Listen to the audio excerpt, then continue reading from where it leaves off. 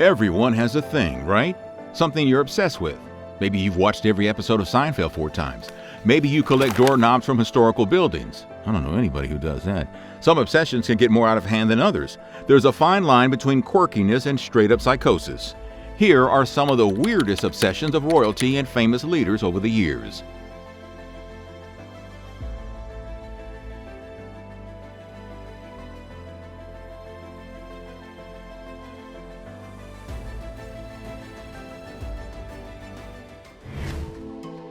Ike's War on Squirrels. All that 34th President Dwight Eisenhower wanted to do sometimes when he had a minute was play a little golf. He loved the game so much he had a putting green built on White House grounds. But the president before him, Harry S. Truman, loved to feed the squirrels on the grounds. These squirrels then liked to bury their acorns in Ike's putting green, and Eisenhower hated it. A war was brewing. Okay, I'm half joking. Eisenhower suggested that the squirrels infringing on his golf should be shot. But firing at squirrels is not a good political look, so he instructed the White House groundskeeping staff to find a different solution. One of those solutions was advanced interrogations techniques. I swear, this is real. One Secret Service agent had heard that starlings, a type of bird that can swarm in massive numbers, were scared off if they heard distress calls from their fellow birds. So some agents captured a couple of squirrels, hoping to get a distress call from one of them, except at first, they couldn't. There's actually a tape at an archive where you can hear one agent saying, "What good's the tape going to be if he doesn't make any noise?" Another agent then takes a pencil and starts jabbing the squirrel until it makes some squealing sounds. But at the end of the day, the recorded squirrel squeals didn't work. Try saying that 3 times. The groundskeepers then implemented a trap and release program. They captured the squirrels and relocated them to a park in Washington, D.C., hoping to reduce their presence on the White House grounds. That didn't work. News of the Squirrel War soon got out.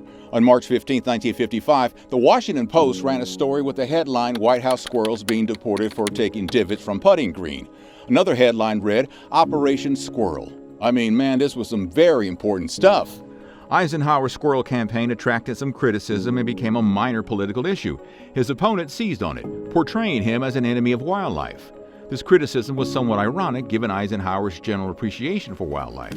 I mean, all the guy wanted to do was play some golf. Peter's Army. Tsar Peter III of Russia is a guy who only reigned for a couple of months in 1762 before being overthrown by his wife Catherine the Great. He's probably remembered more for being more interested in kids' games than actually ruling an empire. He had an obsession with soldiers, which would be fine if they were real soldiers. Maybe he could rally an army and expand his empire. The trouble was, they were toy soldiers. Peter preferred to spend time in his room playing with his toy soldiers. He spent more time than that actually governing, or pleasing his wife. Catherine mentions the obsession multiple times in her memoirs, and she didn't seem too happy about it. Now, it didn't help that Peter was actually German and could barely speak Russian. It didn't make him a very popular ruler. Granted, he did become Tsar when he was in his early 20s, but he probably could have put the toys away a little sooner. And it wasn't just toy soldiers he was obsessed with. It seems like he was into miniature things in general. There's one story about how he set up a whole mock trial for a rat that he accused of treason. He went through all the steps of an actual legal proceeding and then sentenced the rodent to be eliminated by the gallows. Poor little guy. The rat, not Peter. Juana la Loca. Juana I of Spain, also known as Juana la Loca or Joanna the Mad, was the daughter of Ferdinand and Isabella, the monarchs who unified Spain back in the 1400s. As you can tell by her nickname, she didn't have the soundest of minds. When her husband, Philip the Handsome, died young at just 28, she went down an obsessive rabbit hole that she never recovered from.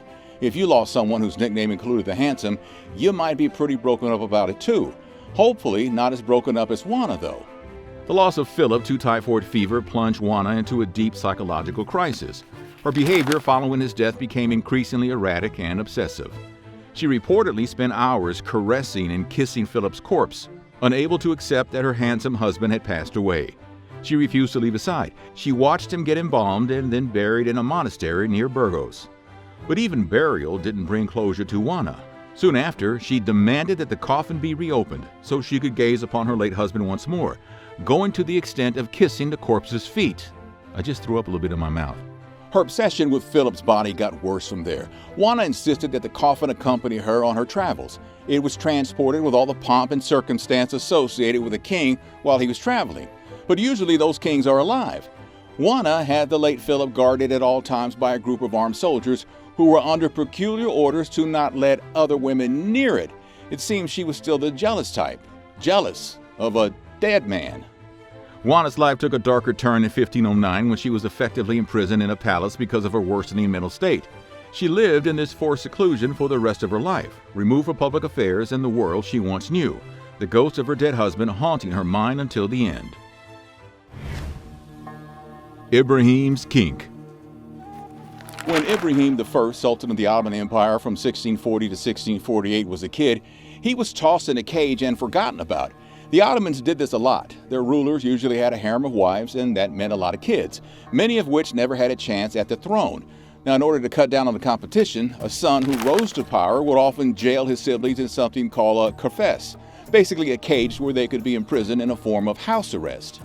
Ibrahim was the eighth son of Sultan Ahmed I, and so he didn't really have a chance to become sultan. Except when his brother Murad rose to power, he started ending the lives of all of his brothers. Ibrahim, though, had some marbles loose, and Murad didn't see him as a threat. When Murad died suddenly of cirrhosis, Ibrahim was the only one left, and the sultanate pretty much just fell into his lap. It wasn't the most stable lap for an empire to fall into. Ibrahim was crazy. Growing up for the first 16 years of your life in a cage probably didn't help. His mother Kosem, who had helped protect him and get him on the throne, needed to find a way to distract the mad king so she could basically run the empire. That distraction was a harem. Ibrahim was obsessed with women, as many as he could find. His harem grew to crazy proportions, and not in a good way. He was abusive towards them. There's story after story of how much of a maniac he was towards them. He also had a type. He ordered his underlings to go find a unique kind of woman, one he described as being made in the manner of a wild heifer. There's having a type, and then there's having a type. Glass delusions.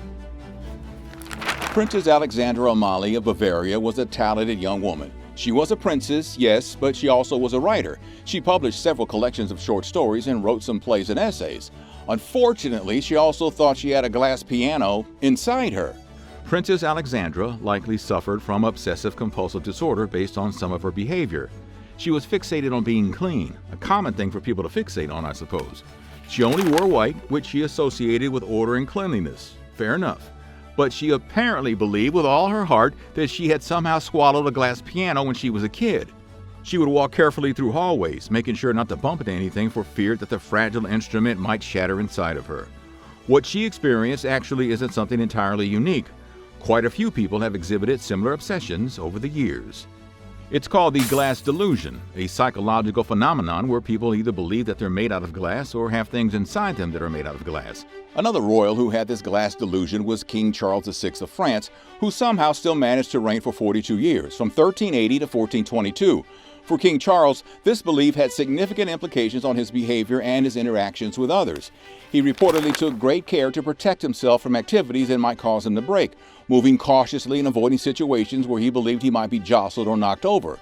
So that one time he stubbed his toe on the nightstand, he must have freaked the heck out. This fear was so profound that it is said he had iron rods sewn into his clothing to reinforce his body and prevent him from shattering. Jackson's bird. Andrew Jackson did some pretty terrible things while he was president. The Trail of Tears wasn't a good look.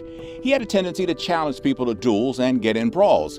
By many accounts, he wasn't the best guy. So it wasn't really a surprise that at his funeral, his pet parrot, which was in attendance, went on a cuss-filled rant as mourners looked on in horror. Jackson had a pretty unusual relationship with his pet parrot, Paul. He and this African gray parrot, which he originally bought for his wife, formed a strong bond together, especially after his wife's death. You could say they got along too well, and Jackson wasn't the best influence. The story goes that Paul had developed a habit of using some bad language, something that Jackson reportedly got a good laugh out of. Now, we don't know exactly how Paul built up his dirty vocabulary, whether Jackson deliberately taught them to the parrot, or if Paul just picked them up from overhearing Jackson himself. The latter wouldn't be entirely surprising, given Jackson's reputed fiery temperament and strong language. Now, when Jackson died, Paul was still alive. At his funeral in June of 1845, thousands of people gathered to pay their respects. As people shed trails of tears, except for lots of Native Americans who were probably quite happy Jackson was gone, Paul spoke up with something to say. The parrot began to swear profusely, shocking the attendees with a barrage of profanity. The Reverend William Menifee Normant, who wrote about Jackson, described Paul as a wicked parrot and recounted this incident in his book on Jackson and early Tennessee history. The parrot's outburst was apparently so offensive that it had to be removed from the surface. Now, if you were there, what would you have done? Thanks for watching. What other weird obsessions throughout history do you want to learn about? Let us know in the comments, and don't forget to like and subscribe for more nutty history.